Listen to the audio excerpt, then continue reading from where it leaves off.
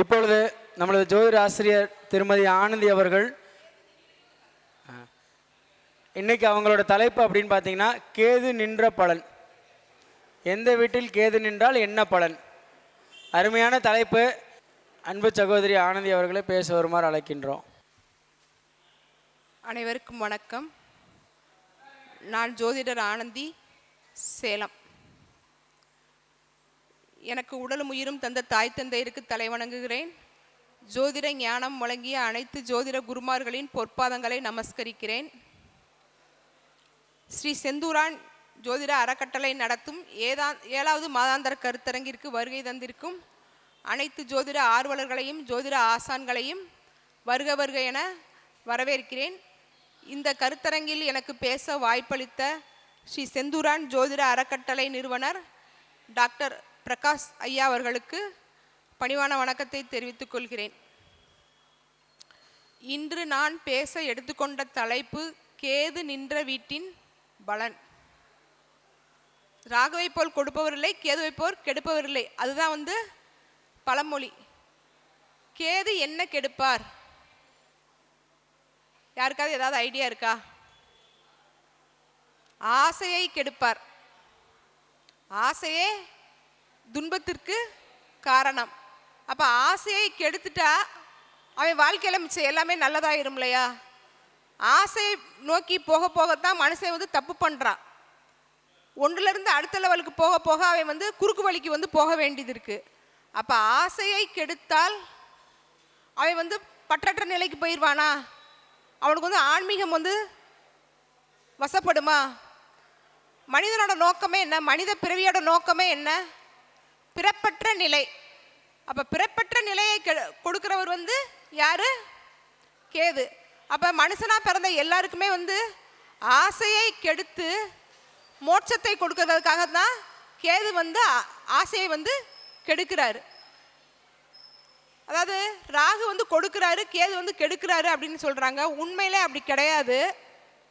கேது தான் நிறையா கொடுக்கிறாரு, ஞானத்தை கொடுக்கிறாரு. இப்போ நீங்கள் ஒரு தொழில் பண்ணுங்க, உங்களுக்கு ஞானம் வேணுமா வேண்டாமா?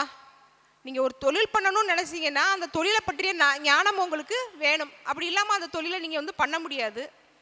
ஒரு உத்தியோகத்துக்கு போறீங்க, அந்த உத்தியோகத்தை பற்றிய ஞானம் உங்களுக்கு வேணுமா வேண்டாமா? அந்த ஞானம் இல்லாமல் நீங்கள் அந்த உத்தியோகத்தில் நிலைக்க முடியுமா? அப்போ ஒரு தொழில் பண்ணாலும் சரி, ஒரு உத்தியோகத்துக்கு போனாலும் சரி, மனிதனுக்கு ஒரு ஞானம் வேணும். இப்போ ஸ்கூலுக்கே போது ஒரு குழந்தை, அவங்க ஆசிரியர் சொல்லி கொடுக்கறத புரிஞ்சுக்கக்கூடிய அளவுக்கு அந்த குழந்தைக்கு ஞானம் வேணும். அப்போ ஒரு ஜாதகத்தில் கேது ரொம்ப முக்கியமான கிரகங்க. நவ கிரகங்கள்லையுமே வலிமையானவர் கேது தான். கேதுவை மீறி எந்த கிரகமும் செயல்பட முடியாது. கேதுவை ஒரு ஜாதகத்தில் நல்ல நிலையில் இருந்தாங்கன்னா அவங்க என்னெல்லாம் செய்கிறாங்களோ அது எல்லாமே சிறப்பாக இருக்கும். அப்போ கேது ஒரு ஜாதகத்தில் எப்படி பலன் கொடுப்பாரு? கேதோட நட்சத்திரங்கள் என்ன? அஸ்வினி, மகம், மூலம். இந்த மூணுமே கேதுவோட நட்சத்திரமா? இந்த மூணுமே நட்சத்திர மண்டலங்களில் முதல் நட்சத்திரமா வருதா? இப்போ மேச மண்டலம்னு எடுத்துக்கங்க. அந்த மேச மண்டலத்தில் அஸ்வினி முதல் நட்சத்திரமா வருது. சிம்ம மண்டலம்னு எடுத்துக்கங்க, அதில் முதல் நட்சத்திரமா மகம் வருது. இப்போ தனுசு மண்டலம் எடுத்துக்கங்க, அதில் முதல் நட்சத்திரமா மூலம் வருது. அப்போ எல்லா மண்டலத்திலையுமே முதல் நட்சத்திரமா கேது நட்சத்திரம் வருதுன்னா அப்போ இதில் ஏதோ ஒரு சூட்சுமமான உள்குத்து இருக்குதா இல்லையா? ஏதோ ஒரு சூட்சுமத்தை பிரபஞ்சம் அதில் ஒளிச்சு வச்சிருக்கு. அதில் என்ன ரகசியத்தை பிரபஞ்சம் ஒளிச்சு வச்சிருக்குன்னு யாருக்காவது ஏதாவது ஐடியா இருக்கா? அதாவது மேசம் மண்டலம் அப்படிங்கிறது செவ்வாயோட ஆதிக்கம் பெற்றது. காலபுருஷ லக்னாதிபதி செவ்வாய். அப்போ மேச மண்டலம் என்ன ஒரு தத்துவத்தை தன்னுள்ள அடக்கி இருக்கு அப்படின்னு கேட்டிங்கன்னா, மேசத்தில் இருக்கிற அந்த அஸ்வினி என்ன சொல்லுது அப்படின்னு கேட்டிங்கன்னா, ஜாதகரோட சுய கர்மாவை பற்றி சொல்லுது. உங்கள் ஜாதகத்தில் மேச மண்டலத்தில் அதாவது கேது இருந்தாருன்னா உங்கள் ஜாதகம் உங்களோட கர்மாப்படி தான் வேலை செய்ய போகுது அப்படின்னு அர்த்தம். ஒரு மனுஷனோட ஜாதகம் எப்படி வேலை செய்யுது? முன்ஜென்ம கர்மாப்படி தான் வேலை செய்யுது. அதாவது கேதுங்கிறவர் என்ன அப்படின்னு கேட்டிங்கன்னா, சென்ற ஜென்மத்தில் நிறைவேற்ற தவறிய கடமை. நீ சென்ற ஜென்மத்தில் யாருக்கு என்ன கடமையை வந்து நிறைவேற்ற தவறுனியோ அந்த பாவகத்தில் இந்த ஜென்மத்தில் உன்னோட ஜாதகத்தில் கேது உக்காந்து அது அவங்களுக்கு வந்து பணியாற்றுற வேலையை உங்களுக்கு வந்து செஞ்சு கொடுக்குறாரு. இப்போ மனுஷனுக்கு வந்து முக்தி அடையணும் அப்படின்னா என்ன வேணும்? பிறவா நிலை வந்து வேணும். அவன் ஜாதகத்தில் இருக்கிற பாவம் எல்லாமே வந்து கழியணும். அப்போ ஒவ்வொரு ஜென்மத்திலையும் வந்து கேது வந்து எந்த பாவகத்தில் வந்து உட்கார்றாரோ அந்த பாவக ரீதியாக, அந்த பாவக உறவு ரீதியாக, அந்த பாவக ஆதிபத்திய ரீதியாக இந்த ஜென்மத்தில் நீங்கள் வந்து ஆற்ற வேண்டிய கடமைகள் வந்து அதிகமாக இருக்குன்னு அர்த்தம். அந்த கடமைகளை நீங்கள் வந்து கண்ணும் கருத்துமாக வந்து செய்யும்போது அந்த பாவக ரீதியாக உங்களுக்கு வந்து ஒரு பற்றற்ற நிலையை வந்து ஏற்படுத்திடுவார். ஏற்படுத்தி வந்து அடுத்த நிலைக்கு உங்களை வந்து அழைச்சிட்டு போவார். இதுதான் வந்து கேது வந்து செயல்படும் விதம். அப்போ உங்கள் ஜாதகத்தில் மேச மண்டலத்தில், அதாவது மேசத்தில், ரிஷபத்தில், மிதுனத்தில், கடகத்தில் இந்த 4 ராசிகளில் உங்கள் ஜாதகத்தில் கேது இருந்தால் உங்களோட சுயகர்மா இந்த ஜாதகத்தை இந்த ஜென்மத்தில் வந்து வேலை செய்ய போகுதுன்னு அர்த்தம். அப்போ உங்களோட சுயகர்மாப்படி இந்த ஜென்மம் வந்து நீங்கள் வந்து கடக்க போகிறீங்கன்னு வந்து அர்த்தம். இப்போ உங்கள் ஜாதகத்தில் வந்து சிம்மம் மண்டலத்தில் வந்து கேது இருக்கிறாருன்னு வச்சுக்கோங்க. அப்போ சிம்ம மண்டலம் வந்து யாரை பற்றி சொல்கிற மண்டலம்? சூரியன். அதாவது காலபுருஷ 5ஆம் அதிபதி தான் வந்து சூரியன். அப்போ வந்து அந்த 5ஆம் இடம் வந்து என்னது? பாட்டனை பற்றி சொல்கிறது, ஆன்மீகத்தை பற்றி சொல்கிறது. அப்போ இந்த ஜென்மத்தில் வந்து சென்ற ஜென்மத்தில் நீங்கள் வந்து எந்த ஆன்மீகவாதியாக இருந்தீங்களா, ஆத்திகவாதிகளாக இருந்தீங்களா, உங்கள் தாத்தா பாட்டி உங்களுக்கு என்ன கர்மம் வந்து சேர்த்து வச்சுட்டு போனாங்க, அப்போ பாட்டன் சேர்த்து வச்ச கர்மப்படி தான் இந்த ஜென்மம் வந்து உங்களோட வாழ்க்கை வந்து போக போகுதுன்னு அர்த்தம். அதாவது உங்கள் ஜாதகத்தில் சிம்ம மண்டலத்தில், அதாவது சிம்மம், கன்னி, துலாம், விருச்சகம் இந்த 4 ராசிகளில் ஏதாவது கிரகம் நின்றால் இந்த ஜென்மத்தில் உங்கள் ஜாதகம் வந்து உங்கள் பாட்டனோட கர்மப்படி தான் உங்கள் ஜாதகம் வந்து இயங்க போகுது. உங்கள் பாட்டன் என்ன சேர்த்து வச்சாரோ, நல்லது சேர்த்து வச்சாரோ, கெட்டது சேர்த்து வச்சாரோ அதுபடி தான் இந்த ஜென்மம் வந்து உங்களுக்கு வந்து இயங்க போகுதுன்னு வந்து அர்த்தம். அதாவது மறுபிறவியை கெடுக்கிறவர் தான் வந்து கேது. அப்போ உங்கள் ஜாதகத்தில் நீங்கள் என்ன நிலையில் இருக்கீங்க, நீங்கள் வந்து கொடுக்குற நிலையில் இருக்கீங்களா, பெறுற நிலையில் இருக்கீங்களா அப்படின்றத வந்து உணர்த்துறவர் வந்து கேது. அப்போ அந்த கேது வந்து எந்த நிலையில் இருக்கிறாரோ அந்த நிலைப்படி தான் இந்த ஜென்மம் வந்து கடக்க போகுது. அதாவது ராகு வந்து பாட்டனோட கர்மா வந்து சொல்கிறது, கேது வந்து தாய்வழி பாட்டியோட கர்மா வந்து சொல்கிறது. அதாவது கர்ம வினையை பற்றி சொல்லக்கூடிய கிரகங்கள் அனைத்துமே வந்து எப்படி வேலை செய்யுது அப்படின்னு கேட்டிங்கன்னா பூர்வ ஜென்ம தொடர்புப்படி தான் வந்து வேலை செய்யுது. அந்த பூர்வ ஜென்ம தொடர்புப்படி இந்த ஜென்மத்தில் வந்து ஒருத்தவங்களுக்கு வந்து அவங்களோட சுய கர்மாவும் இருக்கும், அப்பா அம்மா கர்மாவும் இருக்கும், தாத்தா பாட்டி கர்மாவும் இருக்கும். இந்த 3 கர்மாவும் சேர்ந்து தான் வந்து ஒரு ஜாதகத்தை வந்து இயக்குது. அந்த கர்மாலாம் நீங்கள் இந்த ஜென்மத்தில் எந்த கர்மாவை அனுபவிக்க போகிறீங்கன்னு சொல்கிறவர் தான் வந்து கேது. அப்போ சிம்ம மண்டலத்தில் கேது இருந்தால் உங்கள் பாட்டனோட கர்மா உங்களுக்கு வந்து வேலை செய்ய போது, உங்கள் பாட்டன் என்ன செஞ்சு வச்சாரோ அதுக்கு தகுந்த மாதிரி தான் உங்கள் லைஃப் இந்த ஜென்மத்தில் வந்து ரன் ஆக போகுதுன்னு வந்து அர்த்தம். இப்போ அடுத்து வந்து தனுசு மண்டலம் வந்து தந்தையை பற்றி சொல்கிறது, பேரனை பற்றி சொல்கிறது. உங்கள் ஜாதகத்தில் தனுசு மண்டலத்தில் கேது இருந்தால், அதாவது தனுசு, மகரம், கும்பம், மீனம் இந்த 4 ராசிகளில் வந்து கேது நின்றால் உங்கள் தந்தை செஞ்சு வச்ச பாவ புண்ணியப்படி தான் வந்து இந்த ஜென்மம் வந்து உங்களுக்கு வந்து இருக்க போகுது. நீங்கள் இந்த ஜென்மத்தில் என்ன செய்கிறீங்களோ, அதாவது உங்கள் தந்தை செஞ்ச புண்ணிய பாவப்படி நீங்கள் இந்த ஜென்மத்தில் என்ன செய்ய போகிறீங்களோ அதை தொடர்றதுக்கு உனக்கு பேரே வருவேன். உன் பேரனுக்கு வந்து நீ வந்து நல்லது செஞ்சுட்டு போறியா, கெட்டது செஞ்சுட்டு போறியா அப்படின்றத தனுசு மண்டலத்தில் இருக்கிற கேது வந்து சொல்கிறாரு அப்படின்னு வந்து புரிஞ்சுக்கணும். அதாவது ஒரு ஜாதகத்தில் வந்து கேது அப்படிங்கிறவர் வந்து சென்ற ஜென்மத்தில் நிறைவேற்ற தவறிய கடமைகள் வந்து சுருக்கமாக வந்து புரிஞ்சுக்கலாம். ஒருத்தனுக்கு வந்து ஞானம் வந்து எப்போ வரும்னா ஞானம் வரும். கஷ்டம் வராமல் ஞானம் வருமா?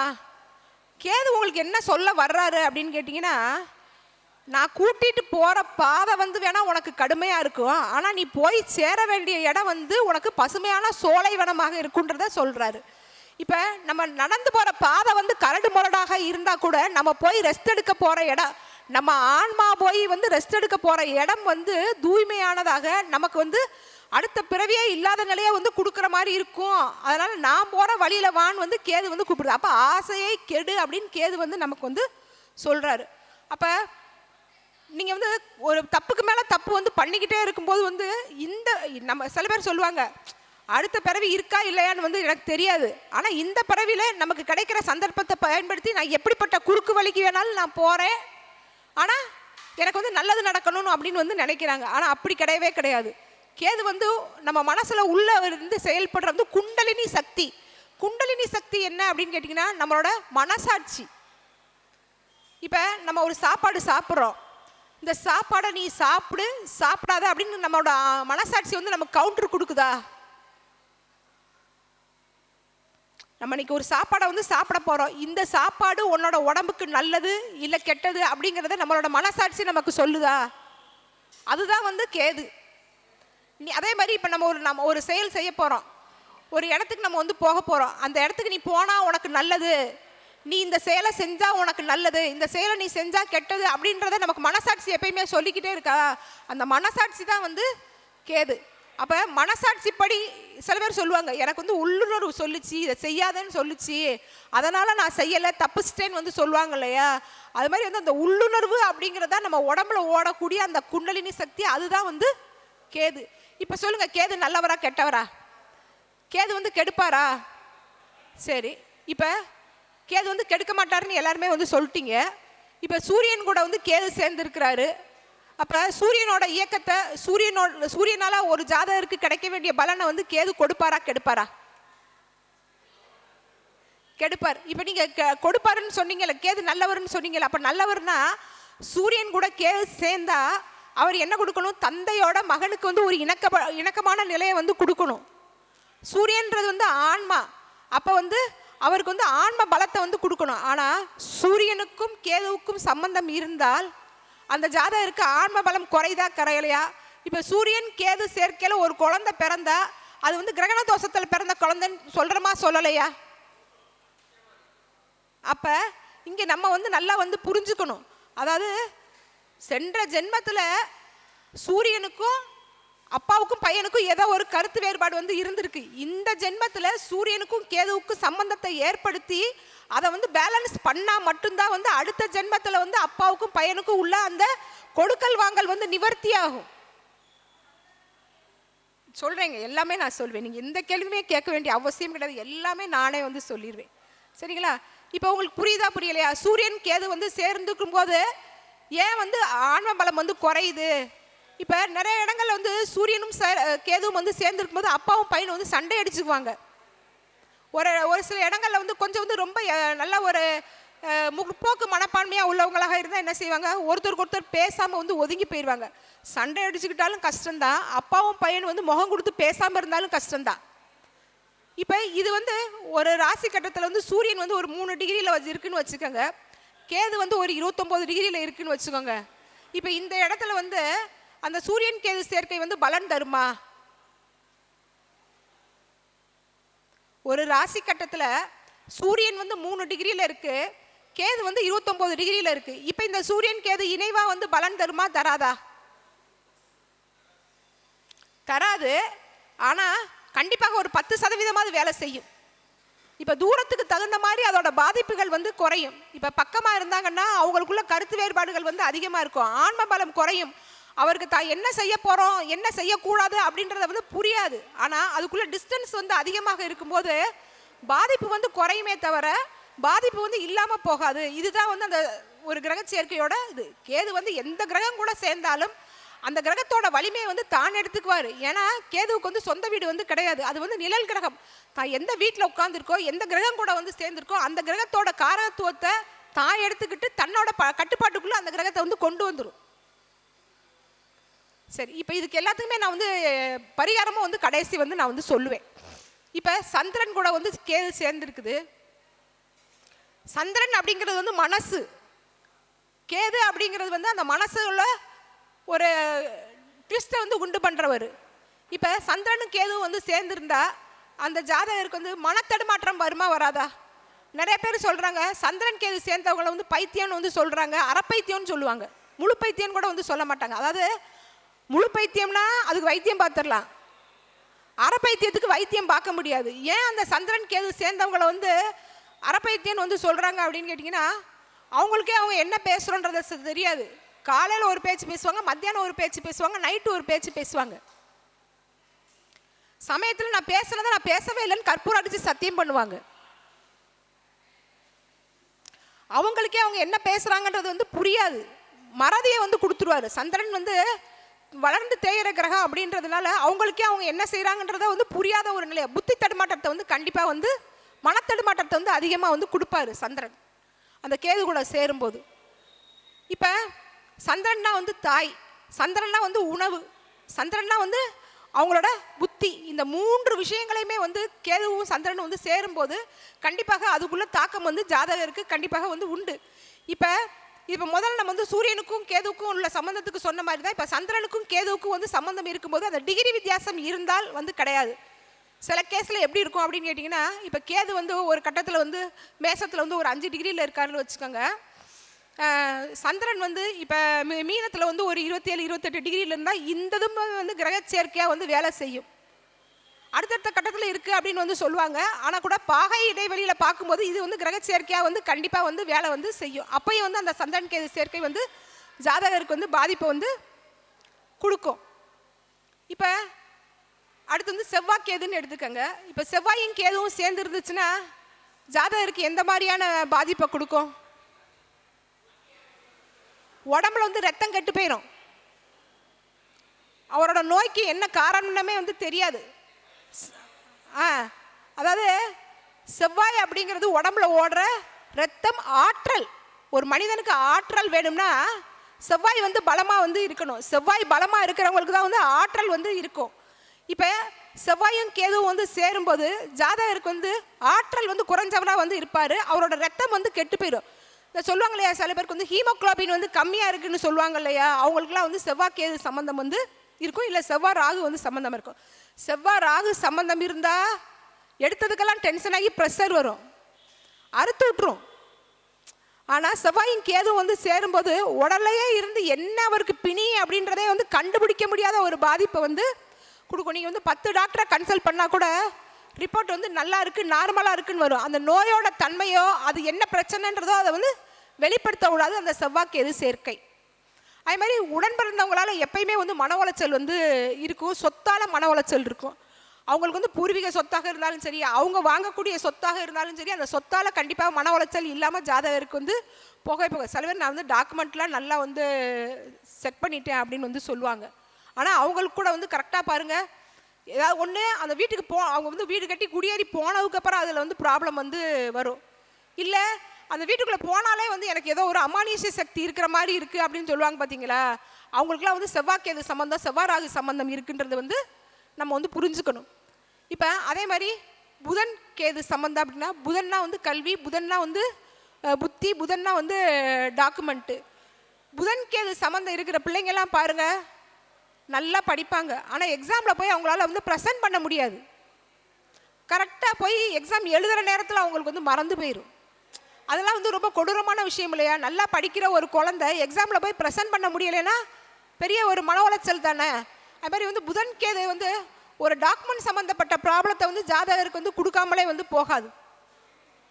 இந்த ஜாமீன் பிரச்சனையிலலாம் வந்து சிக்கிறாங்க இல்லையா, அவங்களுக்குலாம் கண்டிப்பாக வந்து புதன் கேது சம்மந்தம் வந்து இருக்கும். இப்போ சில பேர் வந்து ரொம்ப நெருங்கின ரத்த பந்த உறவுக்கு கூட வந்து ஜாமீன் போடுவாங்க. அந்த புதன் ராகு சேர்க்கை இருக்கிறவங்க வந்து நண்பர்களுக்கு வந்து ஜாமீன் போடுவாங்க. இந்த புதன் கேது சேர்க்கை இருக்கிறவங்களுக்கு வந்து நெருங்கிய ரத்த பந்த உறவுகளுக்கு தான் வந்து ஜாமீன் போடுவாங்க. அக்கா, அண்ணன், தம்பி, சித்தப்பா, பெரியப்பான்னு வந்து குறிப்பாக வந்து தாய் மாமாவுக்கு வந்து ஜாமீன் போட்டு மாட்டுறாங்க பாருங்கள். அவங்களுக்குலாம் வந்து புதன் கேது சம்பந்தம் வந்து கண்டிப்பாக வந்து இருக்கும். அதுக்கடுத்து இப்போ வந்து குரு கேது சம்பந்தம். குரு கேது சம்பந்தம் வந்து ஜோதிட சாஸ்திரத்தில் வந்து கோடீஸ்வர யோகம்னு வந்து சொல்லப்பட்டிருக்கு, கேலக யோகம்னு வந்து சொல்லப்பட்டிருக்கு. குரு கேது சேர்க்கை வந்து நல்லதா? அதாவது பணக்கார போர்வையில் வாழும் கடனாளிகள் எல்லாமே குரு கேது சேர்க்கை உள்ளவர்கள். கேது எந்த கிரகம் கூட சேருதோ அந்த காரக உறவை வந்து வெட்டாம அது வந்து போகவே போகாது. ஏன் வெட்டுது? மனுஷனுக்கு வந்து பணம் தேவையில்லையா? குருனா என்ன? பணம். குருனா வந்து குழந்தை, குருனா வந்து ஆசிரியர். ஒரு குருவோட சாபம் வாங்குறாங்க பாருங்க, அவங்களுக்கெல்லாம் வந்து குரு கேது சேர்க்கை வந்து கண்டிப்பாக இருக்கும். அதாவது அவங்களுக்கே வந்து புரியாது நம்ம என்ன செய்கிறோம், என்ன செய்யணும் அப்படின்றத வந்து புரியாது. குருக்கேது சேர்க்கை இருக்கிறவங்களுக்குலாம் ஏதாவது ஒரு வழியில் குருதசை வரும்போது அபரிமிதமான பணம் வரும். ஆனால் அந்த பணத்தை வந்து ஹேண்டில் பண்ண தெரியாமல், அதை எப்படி இன்வெஸ்ட்மெண்ட் பண்ணணுன்றதை தெரியாமல் அவங்க தவறான ஒரு இன்வெஸ்ட்மெண்ட் பண்ணி கடனாளியாக வந்து ஆகுவாங்க. பெரிய பெரிய தொழிலதிபர்கள் ஜாதகத்தில் குருக்கேது சம்பந்தம் இருக்கிறவங்கெல்லாம் பாருங்க, சொத்து பூரா வந்து அடமானத்தில் இருக்கும். பேருக்கு வெளியில் வந்து இவர் வந்து பணக்காரர் அப்படின்னு வந்து சொல்லுவாங்க. நான் வந்து ஒரு ஜாதகம் வந்து பார்த்தேங்க. அந்த ஜாதகத்தில் பார்த்தீங்கன்னா அவர் வீட்டுக்குள்ளேயே கார் போகுதுங்க. அந்த ஜாதகருக்கு அவர் வீட்டுக்குள்ளேயே வந்து ஒரு ரூம், ஒரு ஃப்ளோர்லேருந்து ஒரு ஃப்ளோர் போகிறதுக்கு வந்து காரு. பெரிய மல்டி மில்லியனியர் ஜாதகங்க. ஒரு ஃப்ளோர்லேருந்து ஒரு ஃப்ளோருக்கு போகிறதுக்கு காரு. ஒரு ரூமுமே, ஒரு வீட்டில் ஒரு ரூமுமே இந்த மண்டப சைஸ்க்கு இருக்குன்னா வந்து பார்த்துக்கோங்களேன். இப்போ அவரை பார்த்து யாராவது நீங்கள் வந்து கோடீஸ்வரன் சொல்லுவீங்களா, கடனாளின்னு சொல்லுவீங்களா? கோடீஸ்வரன் தான் வந்து சொல்லுவான். ஆனால் தைரியமாக வந்து நீங்கள் வந்து உங்கள் ப்ராப்பர்ட்டி பூரா வந்து கடனில் இருக்குது, என்னைக்கு நம்ம வந்து சிக்குவோன்னு தெரியாமல் நீங்கள் வந்து மன உளைச்சலில் இருக்கீங்களான்னு கேட்டேன். ஆமான்ட்டார். அதாவது விஷயத்தை நம்ம வந்து புரிஞ்சுக்கணும். அவர் ஜாதகத்தில் வந்து 4-6 சம்பந்தம் வந்து இருந்துச்சுங்க. இப்போ குருக்கேது சம்பந்தத்தை மட்டும் நம்ம வச்சு இந்த விஷயத்தை நம்ம வந்து முடிவு பண்ணக்கூடாது. அவர் ஜாதகத்தில் வந்து 4-6 சம்பந்தம் இருந்தது. அந்த சொத்துனா அந்த சொத்துக்கு கார கிரகம் எப்படி இருக்குது, அவங்க ஜாதக ரீதியாக அந்த 4ஆம் இடம் எப்படி இருக்குது, குருக்கேது சேர்க்கையை மட்டும் நம்ம வச்சு சொன்னோம்னா அந்த இடத்துல நம்ம வந்து ஃபெயில் ஆயிடுவோம். மித்த விஷயங்களையும் நம்ம வந்து பார்க்கணும் அப்படின்றத நம்ம வந்து சொல்கிறேன். அவங்க ஜாதகத்தில் வந்து குருவும் கேது வந்து நெருங்கின டிகிரியில் வேற வந்து இருந்தாங்க. மேசத்துலேயே வந்து குரு வந்து 5 டிகிரி, கேது வந்து 6 டிகிரி, இப்படி நெருக்கமான டிகிரியில் வந்து இருந்தாங்க. அதே மாதிரி இப்போ சனிக்கேது சேர்க்கை அப்படின்னு எடுத்துக்காங்க. சனிக்கேது சேர்க்கை இருக்கிறவங்கெல்லாம் வந்து சொந்த தொழிலில் வந்து ஜெயிக்க முடியுமா? பல தொழில் ஞானம் வந்து அவங்க கிட்ட இருக்கும். நீங்கள் எந்த தொழிலை பற்றி கேளுங்க, அந்த தொழிலை பற்றி அவ்வளோ அப்டேஷன் வந்து கொடுப்பாங்க. ஆனால் அந்த தொழிலில் வந்து அவர் வந்து ஜெயிக்க மாட்டார், ஜெயிக்க முடியாது. கேது அப்படிங்கிறவர் வந்து ஞானம், படிப்பினை இதை வந்து கொடுத்துக்கிட்டே வந்து இருப்பார். கேதுவுக்கு மிஞ்சி வந்து ஒரு கிரகங்கள்லேயே வந்து கேதுவுக்கு மிஞ்சின கிரகம் வந்து கிடையாது. இப்போ இன்னொரு விஷயத்தை நம்ம வந்து புரிஞ்சுக்கணும். ஒரு கிரகம் வந்து நல்லபடியாக அது நமக்கு வேலை செய்தா, கெட்டபடியாக வேலை செய்தா அப்படின்றத வந்து என்ன சொல்கிறாங்க, 1, 5, 9 இருக்கிற கிரகம் வந்து ஜாதகருக்கு எப்பயுமே வந்து தீங்கு செய்யாதுன்னு தானே நம்ம சொல்கிறோம். 1, 5, 9 வந்து சிறப்பான பாவகம், ஜாதகருக்கு வந்து பூர்வ புண்ணிய பலப்படி நல்லதை கொடுக்குற பாவகம்னு நம்ம வந்து சொல்கிறோம். அப்போ அந்த இடத்துல வந்து 1, 5, 9 வந்து கேது இருந்தால் அது நல்லதா? நல்லதும் உண்டு, கெட்டதும் உண்டு. எப்படி அப்படின்னு கேட்டிங்கன்னா, இப்போ 1, 5, 9 இருக்கிற அந்த கேது வந்து 6, 8, 12 கூட சாரம் பெற்றால் நிச்சயமாக அவர் கெடுதலை கொடுத்துருவார். கடனை கொடுத்துருவாரு, வறுமையை கொடுத்துருவாரு, தீராத ஒரு பிரச்சனையை கொடுத்துருவாரு, தீராத ஒரு வழக்கை கொடுத்துருவாரு. ஜாதகரை வந்து தலைமறைவாக கூட ஓட வச்சிருவார் 12 கூட கனெக்ட் ஆனா. அதே இது அந்த 1, 5, 9 இருக்கிற கேது வந்து 5, 9 கூட இவரோட சாரம் பெற்றால் நிச்சயமாக அவர் வந்து சிறப்பாக இருப்பார். பகுத்தாஞ்சி வந்து பார்க்கணும். இப்போ 1, 5, 9 இருந்தால் பிரச்சனை வராதுன்றதை நம்ம எல்லாருமே வந்து சொல்கிறோம். 1, 5, 9 இருக்கிற கிரகம் எப்பயுமே தீங்கு செய்யாதுன்னு தான் வந்து ஜோதிட விதி. அது வந்து 6, 8, 12 கூட வந்து கனெக்ட் ஆனால் நிச்சயமாக வந்து தீமை உண்டு. அதே இது வந்து 1, 5, 9 கூட கனெக்ட் ஆனால் அவங்களுக்கு வந்து அது தீமை வந்து குறையும். இப்போ இந்த இடத்துல வந்து கேது வந்து குரு பார்த்தாரு, அதனால் தீமை குறையுதுன்னா கிடையவே கிடையாது. குரு கேது சேர்ந்தாலே வந்து நம்ம வந்து தவறுன்னு தான் நம்ம வந்து சொல்கிறோம். இப்போ அடுத்து என்ன சொல்லுவாங்க, 6, 8, 12 வந்து சொல்லுவாங்க. 6, 8, 12 வந்து அசுப கிரகம், நெகட்டிவ் பிளானட் இருக்கிறது நல்லதா கெட்டதா? கெட்டவன் கெட்டிடில் கிட்டிடும் ராஜயோகம்னு சொல்கிறாங்களா. 6, 8, 12 இருக்கிற கிரகம் வந்து நெகட்டிவ் பிளானட்டு, அதாவது சனி, ராகு, கேது இதெல்லாம் வந்து 6, 8, 12 இருக்கிறது நல்லதுன்னு தானே வந்து சொல்கிறாங்க. அப்போ 6, 8, 12 கேது இருந்தால், ஜாதகருக்கு வந்து 6ல் கேது இருந்தால் கடன் வருமா வராதா? கண்டிப்பாக வரும். கேது வந்து வலை கிரகங்க. இன்னொன்று வந்து எல்லாரும் என்ன சொல்கிறாங்க, கேது வந்து தான் நின்ற பாவகத்தோட பலனை வந்து சுருக்கும் அப்படின்னு வந்து சொல்கிறாங்க. அப்படி கிடையாது. அதாவது ராகு கொடுக்குற பிரச்சனையிலேருந்து ஜாதகர் வந்து என்னைக்காவது ஒரு நாள் வந்து விடுதலை ஆகி வருவார். கேது கொடுக்கக்கூடிய பிரச்சனை வந்து முடிச்சா இருக்குங்க. கேதுங்கிறது வந்து முடிச்சு, அந்த முடிச்சை வந்து எப்படி நம்ம வந்து அவுத்து வெளியில் வரப்போகிறோன்றதே வந்து ஜாதகருக்கு வந்து புரியாத ஒரு நிலையில தான் வந்து இருக்கும். இப்போ 6, 8, 12 இருக்கிற அந்த கேதுவுமே வந்து நல்லது செய்வார். எப்போ நல்லது செய்வார்? இப்போ 6, 8, 12 இருக்கிற கேது கண்டிப்பாக வந்து நன்மை செய்வார். தீமை செய்வார். எப்போ தீமை செய்வார், எப்போ நன்மை செய்வார்? 6, 8 12 இருக்கிற கிரகம் வந்து கேது வந்து சுபரோட சாரம் பெற்றால் கண்டிப்பாக வந்து நன்மை செய்யும். 5 9 குடையவனோட சாரம் பெற்றால் கண்டிப்பாக நன்மை செய்யும். 6 8 12க்கு உள்ள கிரகம் வந்து வீடு கொடுத்த கிரகம் இருக்கு இல்லையா, 6 குடையவன், அந்த 6 குடையவன் வீடு கொடுத்த கிரகம் நன்றாக இருந்தால், அந்த வீட்டுக்கு அதிபதி நன்றாக இருந்தால் கண்டிப்பாக அந்த கேது வந்து அவங்களுக்கு நன்மையை 1000% வந்து வழங்குவார். இப்போ ராசிகளோட தன்மைக்கு பொறுத்த வரைக்கும் வந்து ராசியை வந்து நெருப்பு ராசி, நிலராசி, காற்று ராசி, நீர் ராசின்னு வந்து பிரிச்சிருக்கிறாங்க. உண்மையிலே வந்து எல்லா ஜாதகமுமே வந்து இந்த அமைப்பு படி அதிகமாக வந்து வேலை செய்யுது. இப்போ நம்ம வந்து பாவக ரீதியாக நம்ம வந்து சொன்னோம். அதுக்கடுத்து வந்து ராசிகளோட தன்மைக்கு தகுந்த மாதிரி வந்து நெருப்பு ராசி, நிலராசி, காற்று ராசி, நீர் ராசின்னு வந்து பிரிக்கிறோம். இப்போ நெருப்பு ராசி அப்படின்னு எடுத்துக்கிட்டிங்கன்னா மேசம் வந்து சிம்மம், தனுசு இந்த மூணுமே வந்து நெருப்பு ராசிகள். இந்த மூணுலையுமே வந்து இருக்கிற நெருப்புக்கு வந்து வித்தியாசம் வந்து இருக்குது. மேசத்தில் உள்ள நெருப்பு வந்து காட்டு தீ, சிம்மத்தில் உள்ள நெருப்பு வந்து வீட்டில் சமைக்கிற தீ, அடுப்பு தீ. அதே மாதிரி தனுசில் உள்ளது வந்து நம்ம வந்து பூஜைக்கு பயன்படுத்துகிற அந்த ஹோமங்கள், வீட்டில் ஏற்றுற அந்த தீபம், அதுக்குள்ள நெருப்பு. இப்போ இந்த மூணுமே வந்து வித்தியாசம் இருக்கா இல்லையா? இப்போ நெருப்பு ராசியில் இந்த 3 இடங்கள்ல வந்து கேது நின்றால் நெருப்பு மாதிரி பலன் தரும். நெருப்பு எப்படி வேகமாக வந்து ஃபயர் ஆகும், ஒரு சின்ன நெருப்பாக இருந்தால் கூட வந்து பகபகன்னு பெருசாகி அந்த இடத்தையே வந்து அழிக்கும் இல்லையா? நல்லது நடந்தாலும் சரி, கெட்டது நடந்தாலும் சரி, அந்த நல்லதோ கெட்டதோ வந்து நெருப்பு மாதிரி வந்து வேகமாக வரும். வேகமாக வந்து ஜாதகருக்கு வந்து நல்லதையோ கெட்டதையோ வந்து கொடுத்துரும்.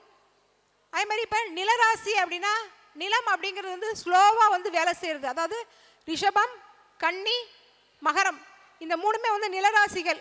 இந்த நிலராசிகள் இருக்கக்கூடிய அந்த கேது எப்படி வேலை செய்வார் அப்படின்னு கேட்டிங்கன்னா ரொம்ப ஸ்லோவாக வந்து வேலை செய்வார். நன்மையோ தீமையோ ஜாதகருக்கு வந்து ஸ்லோவாக வரும். வாழ்நாள் பூரா கூட அந்த ஸ்லோவாக இருக்கிற அந்த கிரகம் வந்து ஜாதகருக்கு வந்து ஒரு சுபத்தையோ அசுபத்தையோ வந்து கொடுக்கும்.